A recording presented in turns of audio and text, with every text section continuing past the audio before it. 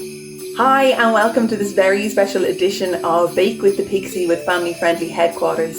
My name is Jen and I am the Pixie behind the PixieBox bakery. Today I am going to be showing you how to make a Christmas version of my Rice Pixie treats. They are going to be really easy to make, you don't need any fancy equipment, and they are perfect for tiny hands to get involved with. So we're going to get stuck in. I'll talk to you about the equipment you need, the ingredients, and then we'll get cracking. So the equipment that you're going to need is a saucepan and a heat resistant bowl that sits comfortably on top of your saucepan but doesn't sit deep down inside it. The next thing you're going to need is a spatula, a tablespoon and a teaspoon. You're going to need an 8x8 tray to put your Rice Pixie treats into to set. Now I have a rubbery one that is stick resistant, but if you have a metal one, you're just going to need to line it with baking paper. You'll also need a chopping board, a sharp knife, and if you have any Christmassy cutters that you want to use, they'd be perfect to get out of the cupboard as well. Now, so for the ingredients, it's going to be 140 grams of Rice Krispies, 140 grams of butter, 280 grams of milk chocolate. You're going to use half at the beginning and half a little later on. You're going to have 140 grams of Mars bars all cut up. And then for decorating, you want some white chocolate, some sprinkles, some Smarties, and some chocolate covered pretzels. So let's get started. The first bit is going to be a grown-up job if you have kids helping out with you. It's just going to need to use the hob and some hot water. So definitely just keep them away for the time being. Boil your kettle and get your hob turned on to a medium heat and fill your saucepan with boiling water, and then you're going to place your bowl up on top of it. You don't want your hot water to fill up your saucepan so much that it touches the base of your pan. The base of your bowl, because otherwise it'll burn your chocolate. So I'll do that now. Pop this here and then pour in the boiling water.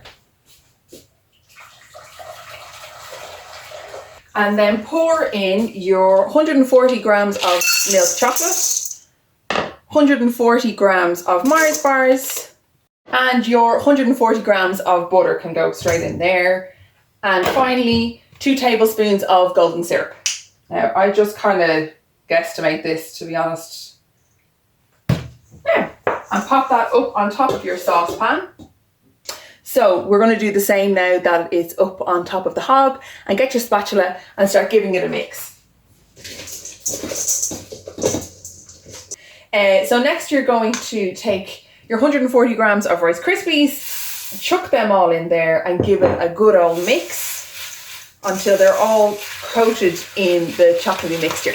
So now everything is coated well with the chocolate, and we're going to pour it into our tray. So if you haven't got your tray prepped yet with your baking paper, now is your time to do that.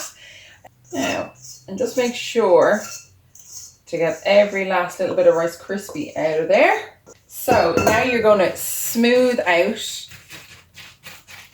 your mixture into your tray, flatten it all out, and then put it to the side to let it set. So once it's all smoothed out, the next thing we're going to do is we're going to get the other half of the 140 grams of milk chocolate and pop it back up into your saucepan onto the heat and melt that as well. So I'll do that now and pop that up there. So that second batch of chocolate has now completely melted. So we'll take it off the heat and bring it over and pour the majority of it over your treats. So you just want to pour it out over the rest of your treats, flatten it out, and this will act like the glue to hold it all together. Now, perfect. So I'm going to put those over to the side and let them set. And then, as if by magic, here's one I made earlier, so we can crack on with the decorating. So the first thing I want to make are Rudolph faces. So you can make these as big or as small as you like. Ta-da! So the first thing I would advise you to do is to organise the eyeballs. And then once the chocolate has come to around room temperature, you can dip your finger in, and you're just going to dip a little bit of milk chocolate into the centre of those 2 buttons. Here we go. There we go. So there's one eyeball And here's a second eyeball made up. So next you are going to want to use the little pretzels, and these are going to be the antlers for the reindeers. So you want to cover the back of them in a bit of chocolate, just down the bottom half of the triangle of the pretzel. So you can see there, I've got the bottom half covered in chocolate, and that's going to act like the glue for the antlers. So you just rest that on the two top corners of your reindeer. Do the same on the other side. Pop that on that side. And of course, the next thing is his red nose. Pop it on the back and then pop his little nose on.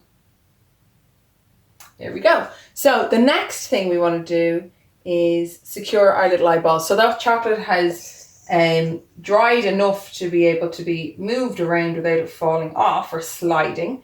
So we're going to pour a little bit of chocolate onto the back of the button and then pop his eyeball in place. And then do the same on with the other one. So there you go. That is our first decoration, and it's a little reindeer. The next one we're going to do is going to need some melted white chocolate. So I'm going to take about half of this amount of chocolate, probably about 50 grams of white chocolate drops, melt them in the microwave this time, stirring regularly throughout, give it maybe 20-second blasts and stir, and then I'm going to come back to you. Now all of the white chocolate has completely melted in the microwave, so we can get cracking with our next design. So for this one you're going to need a circular cutter, and you're going to just shove it straight down into your treat mix. So there you go, there's our little circle. And we're going to take the white chocolate and we're going to turn this into a Christmas pudding. So we'll take a little scoop of chocolate with a teaspoon and just drizzle it downwards to look like the icing. Snowy icing on top. If you have piping bags and you're happy to use them, this would be ideal to use that. But I just wanted to show that you don't actually need that fancy equipment to make this stuff as well. And then we'll go in with some sprinkles on top. And there you go, there's our little Christmas pudding. The last one we're going to make today is a Christmas tree. And you're going to go in with your sharp knife. And then you have your triangular shape. But you're going to go with your white chocolate on a spoon and you're just going to drizzle it from side to side over your triangle. So let's get going with this. And that's going to be like the fairy lights on your tree. Like that. And then we're going to take some of our Colourdy Smarties and use those as the little lights on the tree. So I'm just going to stick a little yellow one on the top. Oh, I've got chocolate all over my fingers now. Yeah, so definitely with the kids this is going to be a messy one. But sure, look, isn't that what it's all about? It's great to get kids into the kitchen early at an early age, give them a little bit of confidence. It's a great creativity space to use. And I know my two absolutely love it. They never get enough of going into the kitchen and making a bit of a mess and eating all of the creations. So there we go. There's the little Christmas tree. So there you have it. There are 3 separate designs, and I'm sure you can come up with your own ones as well when you are doing it with your kids.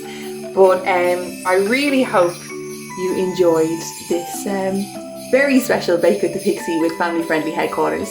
And thanks a million for watching, and thanks a million for having me as well.